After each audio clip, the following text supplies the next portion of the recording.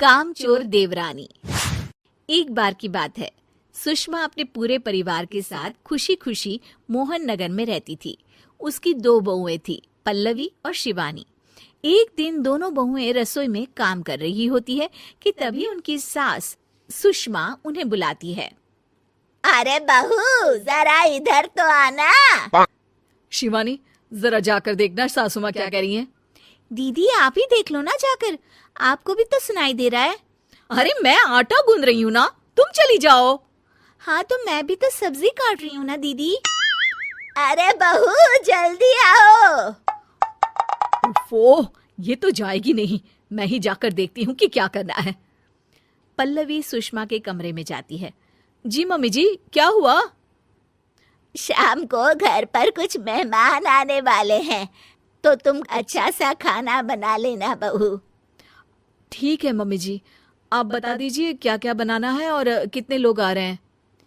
सुनील की मौसी जी और उनका पूरा परिवार आ रहा है। कुल मिलाकर 3 लोग और हमें मिलाकर हुए 9 लोग। तो अभी से ही तैयारी करना शुरू कर दो। और हाँ, घर की सफाई भी कर देना, हाँ, अच्छे से। जी मम्मी जी, सब काम हो जाएगा, आप चिंता मत कीजिए। पल्लवी शिवानी को घर में मेहमान आने वाले हैं इसके बारे में बताती है। क्या 9 लोगों का खाना बनाना होगा, घर की सफाई करनी है? बाप रे, सासू माँ ने तो हमें घर की नौकरानी ही समझ कर रखा है। ऐसा नहीं बोलते शिवानी, हम इस घर की बहू हैं और घर के काम करना हमारा फर्ज है।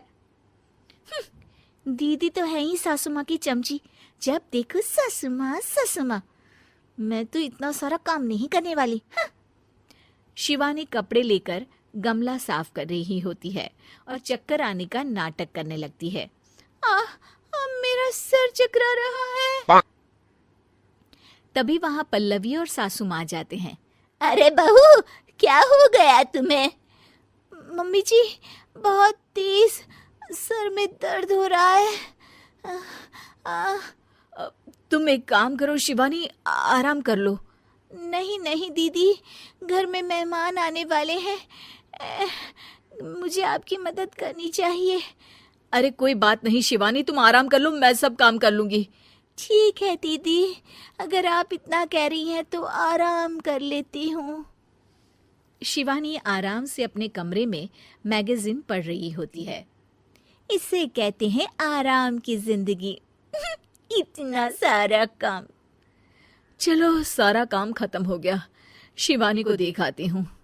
शिवानी अपने कमरे में ईयरफोन में गाने सुनते सुनते सो जाती है और उसके साइड में मैगजीन भी रखी होती है। पल्लवी वहां आ जाती है और वो सब देखती है। ओहो, तो मतलब सब काम चोरी का बहाना था। अभी बताती हूँ इसको। घर का सारा काम मुझे करना पड़ा और ये महारानी यहाँ मैगजीन पढ़ रही है, गाने सुन रही है। पल्लवी रसोई से एक प्लेट और चम्मच लेकर आती है और शिवानी को थाली बजाकर उठाने लगती है। शिवानी अचानक से उठती है। उठ गई महारानी, गाने भी सुन लिए, मैगजीन भी पढ़ ली। तुम तो बहुत बड़ी झूठी निकली शिवानी। तुमने सर दर्द का बहाना बनाया ताकि काम करने से बच सको। हाँ, बनाया बहाना, तो क्या करती, इतने सारे काम करती। मुझे कोई शौक नहीं है चापलूसी का। क्या चापलूसी? तुम्हें लगता है कि मैं सारे काम चापलूसी के लिए कर रही हूँ? और नहीं तो क्या। तभी वहां सासू माँ आ जाती हैं। अरे बहू, वो लोग बस आने ही वाले हैं, तुम तैयारियां कर लो।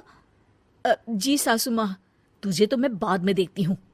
सब खाना खाने बैठते हैं और खाना शुरू करते हैं। तभी सुनील की मौसी बोलती है। वाह भाई वाह, खाना तो बहुत ही अच्छा बना है सुषमा जी। एक एक चीज में क्या स्वाद है। ये सुनकर शिवानी मुंह बना लेती है। उसे अपनी जेठानी की इतनी तारीफ रास नहीं आती। आपकी बहुएं तो बहुत ही अच्छा खाना बनाती हैं। हाँ, बनाती तो दोनों ही अच्छा है, पर आज ना ये सारा खाना बड़ी बहू ने बनाया है। छोटी बहू की तबीयत ठीक नहीं थी, सो इसलिए। मानना पड़ेगा सुषमा जी, आपकी बड़ी बहू तो बहुत ही गुणवान है। पल्लवी की तारीफ सुनकर शिवानी को जलन होती है। पल्लवी ये सुनकर खुश हो जाती है और शिवानी की तरफ देखकर उसे चिढ़ाती है। कुछ देर बाद मेहमानों के जाने का वक्त हो जाता है। मौसी जी सबके लिए उपहार लाई होती है। वो सबको शगुन के पैसे देती हैं और अंत में पल्लवी के पास आती है। तुम्हारे लिए शगुन का लिफाफा तो है ही, पर बहू तुम्हें एक और उपहार भी मिलेगा इतना अच्छा खाना बनाने के लिए। मौसी अपने सोने के कंगन निकालकर पल्लवी को पहना देती है। ये लो, ये मेरे मनपसंद कंगन है, अब से ये तुम्हारे हुए। धन्यवाद मौसी जी। ये देखकर शिवानी तो पूरी तरह से जल जाती है और गुस्से से रसोई में चली जाती है।